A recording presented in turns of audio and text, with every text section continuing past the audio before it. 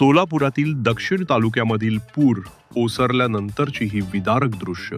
ग्रामीण भागातील शेतकरी आणि जनता आपल्या जीवनाचा संघर्षमय कठीण काळ विसरू शकेल का?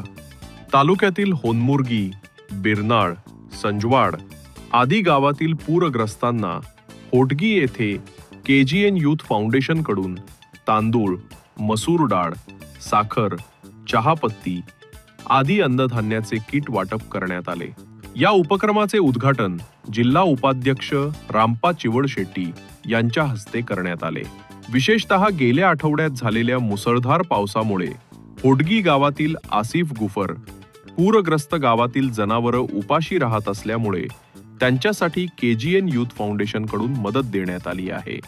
या मदत उपक्रमासाठी फाउंडेशनचे अध्यक्ष समीर बिराजदार, उपाध्यक्ष माजिद कुंबे, सचिव इरफान पिंजारी, सल्लागार अशफाक मुल्ला, काशीनाथ गवंडे, संजय जाधव, वाशिम गिरणागार, इंद्रजित लांडगे, सागर माने, होनमुर्गीचे सरपंच सुभाष तेली, उपसरपंच श्रीकांत स्वामी, मुबारिक निंबाळ आदी मान्यवर उपस्थित होते.